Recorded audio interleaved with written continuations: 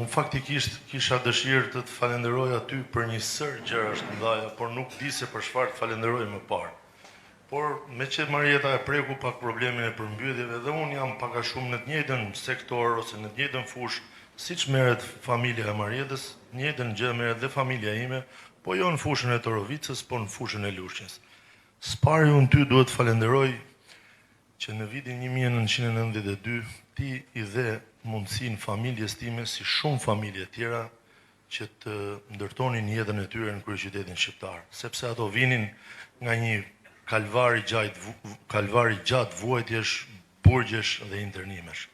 Duke qenë se ti more drejtimin e vendit, shumë familje shqiptare patën mundësin dhe patën fatin që të ndërtojnë një jetë këtu dhe sot ne fëmijët e tyre kemi gëzimin më të madh që jemi shkolluar dhe jetojmë këtë vend, sepse ndoshta për ne do ishte e pamundur që ne të arrinim këtë situatë. Falenderimi i dytë është që ti gjatë nisjes qeverisjes tënde shumë djem të shumë familjeve pinjolle të demokracisë shqiptare i strukturove, i emrove, i shkollove dhe i pozicionove në strukturat përgjithshme. Unë për këto djem sot kam një thirrje. Kudo që janë në mbar botën, në Amerikë, në Gjermani, në Europë, në Shqipëri, unë kërkoj ndihmë dhe kërkoj që ato të na bashkangjiten sot. Kjo mbështetje nuk është për Sali Berishën, kjo mbështetje është për Shqipërinë, sepse Shqipëria sot ndodhet në një moment shumë drastik. Jo vetëm atyre, por shumë njerëzve të ndershëm, shumë djemve të ri, shumë vajzave, shumë socialistëve të zhgënjur, shumë nënpunësve civil, shumë njerëzve që punojnë në administratën shtetërore, që janë sot e shikojnë me sy dhe e shikojnë drejt t'i bashkohen sot Sali Berishës dhe t'i bashkohen Partisë Demokratike Shqiptare për zgjidhjen e situatës dhe për dhënien fund një herë për gjithmonë të kësaj situate. E dyta, për pjesën e përmbytjeve, doktor, kjo është një problem shumë i madh. Shqipëria është totalisht këtë muaj ka qenë nën ujë. Dhe kjo ka ardhur si shkak e një politike që bashkit që drejtohen nga sistemi i rilindje ose nga sekti i rilindje nuk punojnë, doktor. Vjedhin fondet. Absolutisht. Bordet e kullimit në të 12 qarqet janë inekzistente. Kryetarët e bordeve vjedhin litrot e naftës të eskavatorëve. Eskavatorët, doktor, përdoren për gropa pallatesh dhe gropa hotelesh. Përdoren për punë personale të socialistëve dhe të njerëzve që bëjnë vota me krimin e organizuar. Kjo është një politikë, shfarosja e bujqësisë është politikë e mirëfillt e tyre. Jo vetëm hapja e rrugës nga fushat e Shumadis dhe Open Ballkani i tyre, nuk është një rasti, doktor. Ato duan ta shkatrojnë bujqësinë. Fermerët dhe blegtorët shqiptar janë në një pozicion shumë të vështirë. Asnjë lloj mbështetje ndaj tyre, doktor. Ja u përvetsojnë fondet, Agjencinë për zhvillim bujqësor rural e ke formuar ti o Sali Berisha. Ti dhe Shqipërisë i dhe qindra miliona rënj ulli, i dhe qindra miliona lek kesh fermerëve për vaditje, për mbjellje, për kultura, i dhe lek kryetarëve të komunave dhe ju dhe urdhër ju the shpërndaja fermerëve. Shtrove çdo kilometër rrugë nëpër fshatra.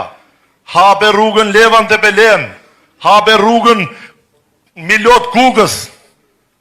Pse i harrojmë këto shqiptarët? Kurse sot, fondet e AZBR-s o doktor Berisha i përvetsojnë njerëz me pushtet. I përvetsojnë familje që kanë lidhje me krimin organizuar, njerëz që nuk kanë lidhje me fermat. Përfitojnë traktor, përfitojnë fonde qindra miliona. 92 milion euro i zhduku Frida Krifca. Ku i ka? Ku janë? Aty janë, po i ndërtojnë. Në mes Tiranës po i ndërtojnë. Doktor Berisha, ti i ke dhënë provat për Shqipërinë. Ti je një burr zotëri dhe unë kam fatin e madh në jetën time që të kam dëgjuar ty. Unë frymëzimin më të madh i ma ke dhënë moshën 6-7 vjeçare. Unë kisha dëshirë, doktor Berisha, që të shikoja televizor. Jam rritur në Laprak, thash. Kam ardhur 1 vjeç nga kampi i internimit. Por gjyshi im dhe babai im dëgjonin lajmet me shumë furi, me shumë entuziazëm, sepse ishte një situatë shumë e vështirë. Ndërsa ti si Luane, si Vigan, i Turesh e Gamozruçit, Skënder Gjenushit, Spartak Braosh e gjithë kriminalët komunistët. Ti je një burr shteta Sali Berisha. Dhe unë kur sa t'jem gjallë, kur nuk do ta ndal frymëzimin për ty. Unë falenderoj shumë. Deri në fund jetës time unë do jem mbështetës jot. Shumë njerëz ma presin rrugën dhe më thonë, akoma me atë ti.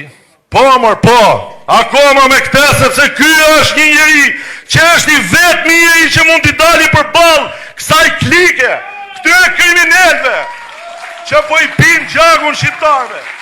Nuk ja kam besën dhe nuk ja kam besimin dhe shpresën askuj më shumë se sa ti. Të dua shumë Sali Berisha, të dua më shumë se babajin tim. Shumë faleminderit. Faleminderit. Pyetje të fundit, më duket zotëria atje. Po.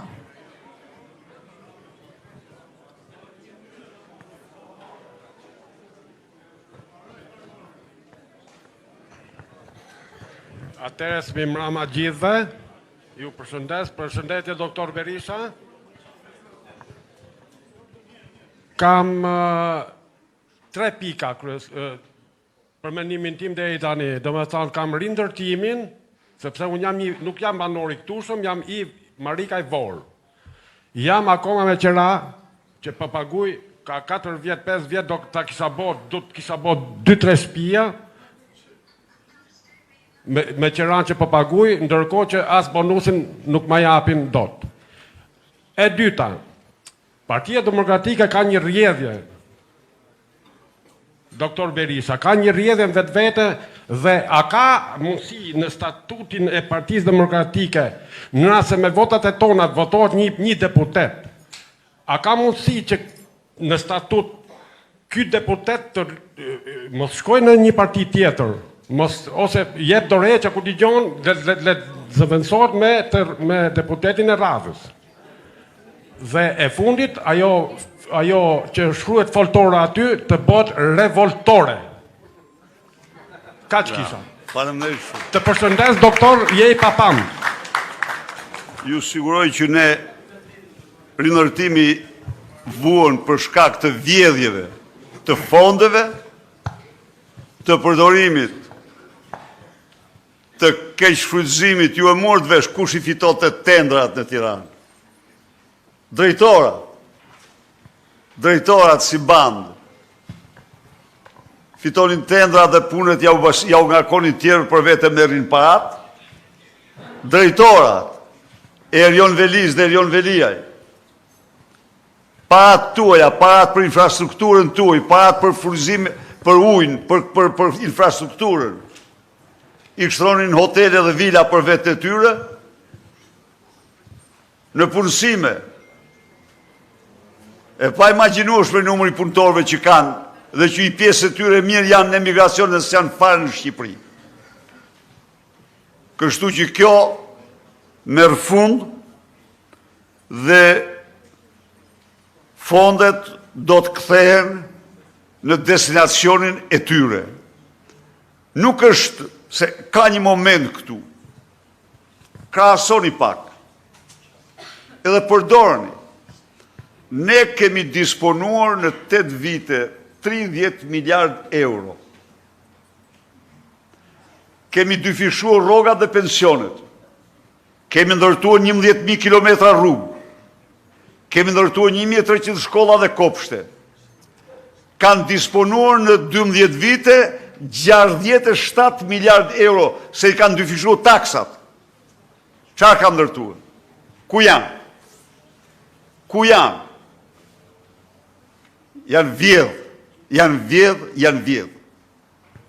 Ndaj dhe duhet të dalim sa më shpejt, duhet të rrëzojmë sa më shpejt këtë regjim. Dhe ju siguroj se atër do kuptojnë mirë shqiptarë se çfarë ka ndodhur me ta 12 vite. Cili do jetë ndryshimi i jashtëzakonshëm, por duhet t'u japim vendin këtyre. Faleminderit. Edhe shpëtimin e fundit. Atëherë jam Blet Marko, antar i kryesisë së Partisë Demokratike Dega 11. Mirë se erdhët në Laprak, dikur bastion i Partisë Demokratike, por narko eurot e kam plasaritur disi edhe këtë bastion, siç ndodhi në Shkodër dhe në gjithë Shqipërinë. Në fakt, doktor, ju keni lajmëruar një protestë me datë 24 janar, një protestë kombëtare, e cila do jetë permanente deri në rrëzimin e Ramës, Ramaduros, do përballemi me një narkoshtet. Sigurisht, kryeministri nuk do që ta lëshoj pushtetin, sepse e di shumë mirë se çfarë ndodh nesërmen. Kryeministri e ka vëllan të përfshirë në laboratorin e Xibrakës. Ka bashkëshortën të Akshi, ka Baxhanakun po prap të Akshi, ka vajzën, thjeshtrën tek Ekoparku. Ndaj, zoti Rama e di mjaft mirë që në momentin që zbret nga pushteti, pas 4 orësh, ai do përballet me drejtësinë dhe vendin e ka askund tjetër për vetëm burg. Ndaj, me datë 24 janar ju keni lajmëruar protest. Çfarë do ndodh me datë 25 janar? Dhe është mjaft e do jetë një betejë e fundit dhe do jetë një betejë, një përballje opozit kundër narkoshtetit. Dhe sa vendosur është Partia Demokratike në këto kushte për të shkuar deri në fund kësaj betejë që normalisht do ngren këmbë çdo demokrat, çdo shqiptar për të sjellë nesër një shpresë. Faleminderit. Ne sot faleminderit shumë për ndërhyrjen dhe pyetjen e fjalë tuaja, zoti Marku. Ne sot jemi po aq të vendosur sa që ishim në 91-shin, sa që kemi qenë në 2001-shin, në rrethana që nuk kemi dëshruar, ne kemi dalë me motor ja vdekje ja liri.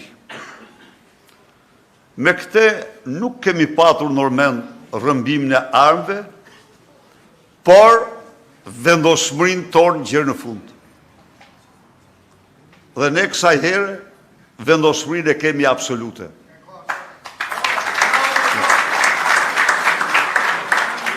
Jemi, do me thamë, ekzistenca e opozitës në Shqipëri varet nga fitoria jonë. Dhe ne do e fitojmë këtë betejë.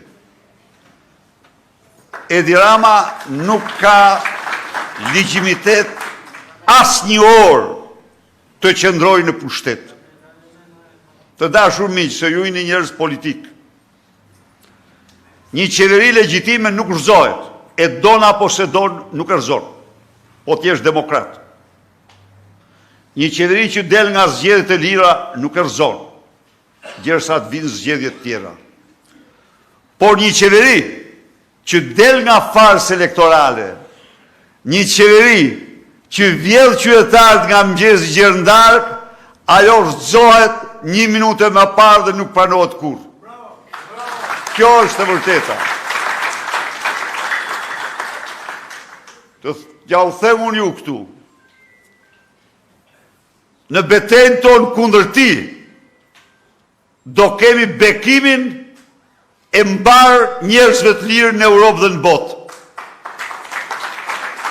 Një kryeministër që dhunon në mënyrë më flagrante zgjedhjet. Një kryeministër që guxon të përdor imunitetin si mburoj për vjedhjet e tij dhe të bashkëpunëtorëve të tij, është 100 herë i paligjshëm. Dhe ne duhet ta nxjerrim atë nga pushteti 1 minutë më parë. Faleminderit.